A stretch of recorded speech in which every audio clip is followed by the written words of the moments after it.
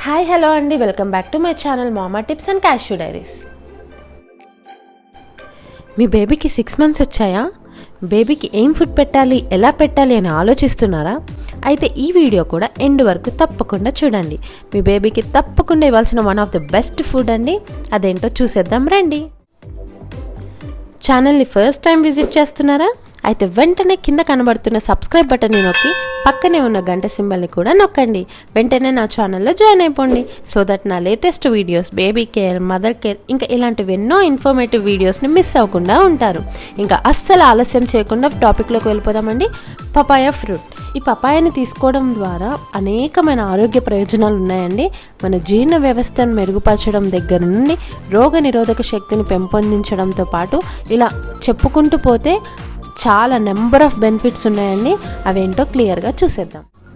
Papaya ద్వారా కలిగే ఆరోగ్య ప్రయోజనాలు ఒకసారి చూద్దాం. ఫస్ట్ వచ్చేసి జీర్ణ వ్యవస్థను మెరుగుపరుస్తుంది. పపాయలో ఫైబర్ కంటెంట్ అనేది ఎక్కువగా ఉండడం వల్ల బేబీస్ యొక్క డైజెస్టివ్ ట్రీట్ని ఫ్రీ చేసి కాన్స్టిపేషన్ అంటే మలబద్ధకం లేకుండా చేస్తుంది. సెకండ్ వచ్చేసి ముఖ్యమైన పోషకాలను అందిస్తుందండి. పపాయలో పిల్లల ఎదుగుదలకి అవసరమైన పోషకాలు అంటే విటమిన్స్, మినరల్స్ పుష్కలంగా లభిస్తాయి. థర్డ్ వచ్చేసి విటమిన్ ఏ. ఈ పపాయలో విటమిన్ ఏ సరైన మోతాదులో లభిస్తుందండి. దీనివల్ల కలిగే ప్రయోజనాలు ఏంటో ముందు వీడియోలో చూద్దాం. ఫోర్త్ వచ్చేసి రోగ నిరోధక శక్తిని మెరుగుపరుస్తుంది. పపాయ పండులోని గుజ్జులో vitamin A and vitamin C పుష్కలంగా లభిస్తాయి.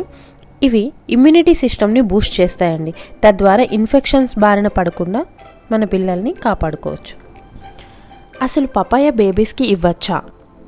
ఎస్, పపాయ అనేది ఇన్ఫాంట్స్కి ఎక్సలెంట్ ఫుడ్ అండి. కానీ ఆఫ్టర్ 6 months తర్వాత బేబీస్కి ఏదైనా ఫుడ్, సాలిడ్ ఫుడ్ అలవాటు పడ్డాక, అంటే యాపిల్ కానీ బనానా కానీ అలవాటు చేశాక ఈ ఫ్రూట్ని ఇంట్రడ్యూస్ చేయండి. అరౌండ్ 7 to 8 monthsలో ఈ ఫుడ్ని బేబీస్కి ఇంట్రడ్యూస్ చేయవచ్చు.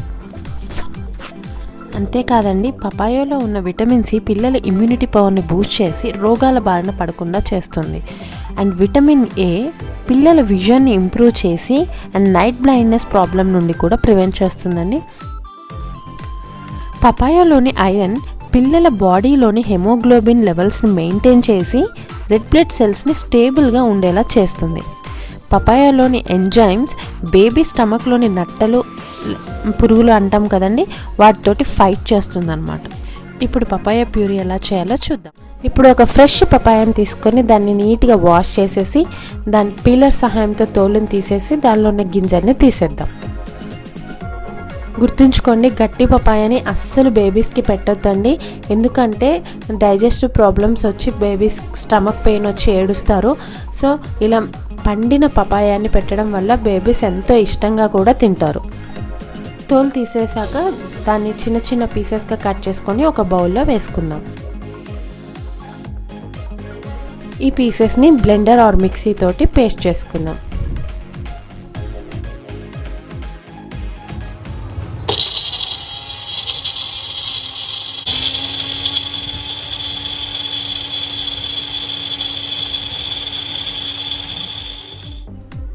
ఇందులో మిల్క్ యాడ్ చేయాల్సిన అవసరం లేదండి. ఒకవేళ మీకు కన్సిస్టెన్సీ ఇంకా లూజ్గా కావాలి అనుకుంటే కాచి చల్లార్చిన వాటర్ని కలుపుకోండి. అంతే అండి, ఎంతో పోషక విలువలు కలిగిన పపాయ ప్యూరీ రెడీ.